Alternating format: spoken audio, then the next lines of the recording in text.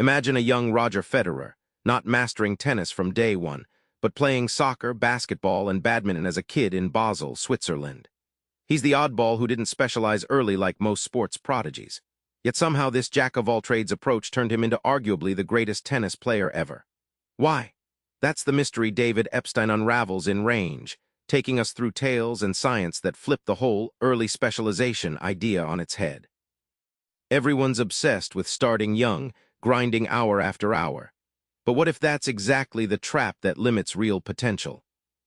Federer's story isn't just anecdote. Epstein shows how decades of research reveal that most elite performers, from Nobel laureates to athletes, don't zoom in early. Federer dabbled in multiple sports till his teens, gaining broader motor skills and strategic thinking that specialized training missed. His late focus made him adaptable, not a robotic one-trick pony.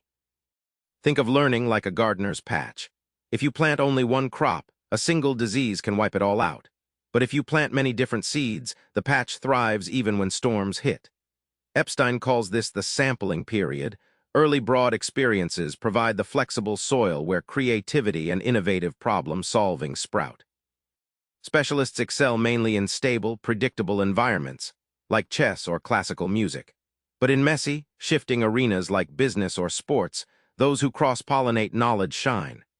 Epstein shows that generalists outperform in the wickedly unpredictable worlds because their varied background lets them connect the dots no specialist ever sees. You might think quitting means failure. Epstein flips this.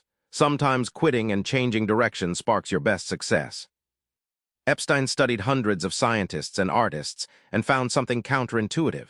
Those who quit early and explored new fields often ended up with the most fulfilling, creative careers. They weren't failures. They were tinkerers discovering where they truly thrived, like a jazz musician trying different gigs until hitting the perfect groove. The great inventors, think Charles Darwin or Leonardo da Vinci, didn't stick to one lane. They borrowed ideas from different fields, combining biology with geology, art with engineering. Epstein calls this conceptual mashups. Innovation happens when you mix domains, not when you just pile on hours in a single one. Ever failed a test and felt crushed? Epstein argues failing is your brain's best teacher. Instead of shielding from mistakes, embracing them jolts your learning spiral forward, rewiring your creativity. It's like muscles growing through strain. Failures flex your mental muscles for future wins. In a world that's shifting faster than ever, Epstein challenges us.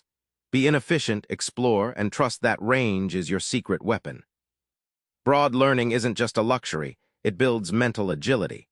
Epstein likens it to a Swiss Army knife. One tool can't do everything, but a set of diverse tools prepares you for any challenge. People with range shift gears smoothly, adjusting their mental models to new info quickly, unlike specialists stuck in rigid routines. Take the example of Nobel laureate Maryam Mirzakhani, who discovered her passion for math late and switched fields several times.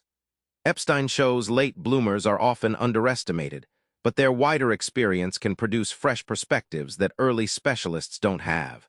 You're never too late to win big. Today's problems, climate change, tech disruption, are complex, multi-layered puzzles. Epstein argues only generalists can synthesize diverse info and devise creative solutions. Range isn't inefficiency, it's the strategy that helps you thrive in uncertainty and unleash untapped potential. Back to Roger Federer, whose unpredictable childhood was his secret weapon, not a handicap. Range flips the script on grind hard early culture and invites you to explore, fail, quit, and come back stronger. So here's your action. Pick one new interest to dabble in this week. Give your brain a chance to connect dots it didn't even know existed. Subscribe for more book summaries like this one.